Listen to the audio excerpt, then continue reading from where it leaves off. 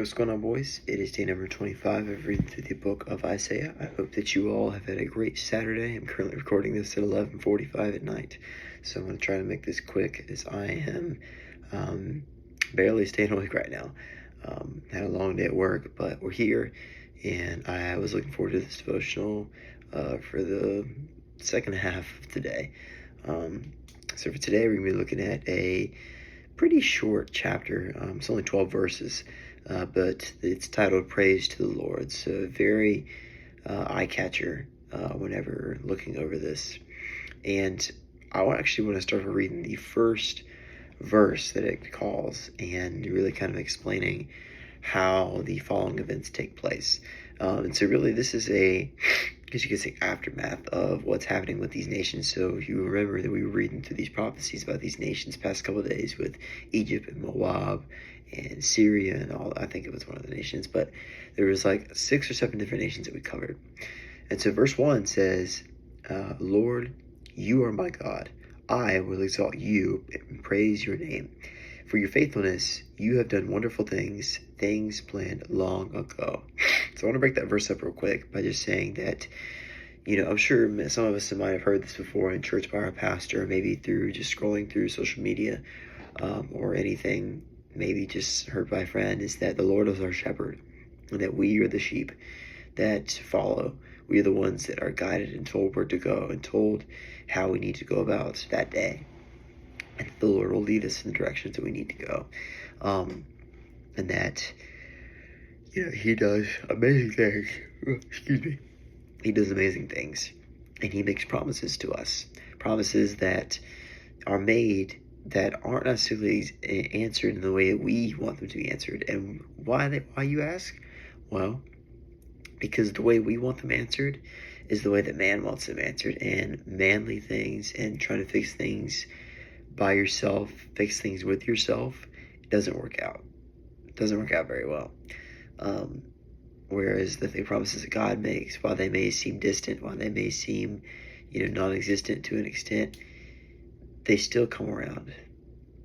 Whether it's a certain bond you're trying to get over, or a certain job, it really just depends on the situation. But you remember that, God doesn't forget. He doesn't stay angry with us. He delivers. He shows love. He shows compassion. And He is caring, everlasting caring for us.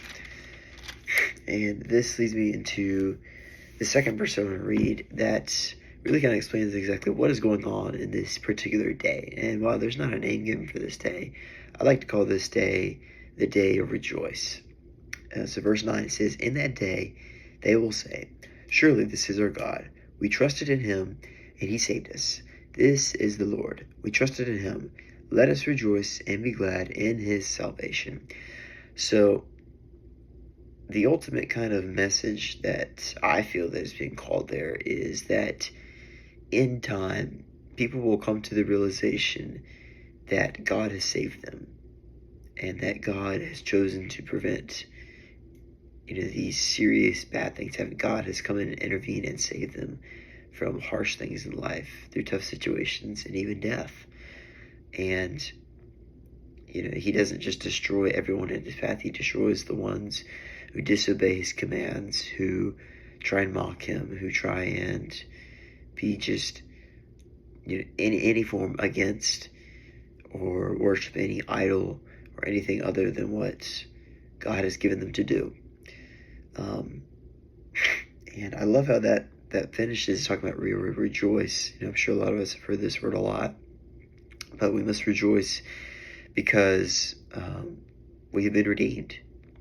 We rejoice in our brothers and sisters. We celebrate and we allow ourselves to spend time with people that we love. This could be, friends, family, mentors, whatever it is. But when we come to that realization, we really start to understand that, every time a bad situation happens, there's always a good solution. There's always a solution to a problem. So any sort of problem that comes up in your life, just know that there's a solution.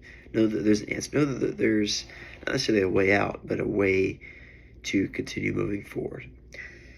And this brings me to my last verse, which is verse 11, where it is said, "They will stretch out their hands in it, as swimmers stretch out their hands to swim." God will bring down their pride, despite their cleverness, on their hands. So we have to reach for what is essentially available rather than what is seen. I was thinking about a quote, maybe not even a quote, just something that, when I thought of in my mind, just a couple words, about the word accessibility. And to some, accessibility can mean the ability to have a certain reach for something, access to something. How much access do you have to something in life? Well, it depends on your circumstances. It depends on how much effort you're willing to put into something. And some may say that, you have more access to things than others, but it's really about how much time you put into something and how much, really work you're willing to put into something. When you're able to understand, can't stay awake. When you're able to understand that you have to humble yourself through tough times and really just situations that you're not comfortable with, you really have to remember, okay, well, what do I have?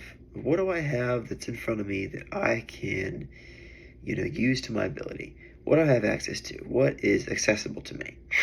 And if you're not putting in full effort in trying to access what God has given you, well, maybe it's time that you start breaking free from those chains that held you down before. Because really, when you reach out for things that are too far beyond what you can handle, that's when you really start to fall into really deep sin and really deep portions through life. Things like addictions. And addictions, these can be to alcohol, drugs, pornography, or any sort of substance abuse. And that's where it says, God will take down their pride and, despite their cleverness, despite what they think, despite how smart they are, what their IQ is, and if they think they're the smartest person on the planet. Because I promise you, the smartest person on the planet is, quite honestly, compared to God, is the dumbest person on the planet. We really see that put into play that God, while He wants us to succeed, He also wants us to understand how to do things the right way and how to love as He loves us. And that is today's word. I hope that you guys have had a great week, and I hope to see you guys very soon. Peace out, boys.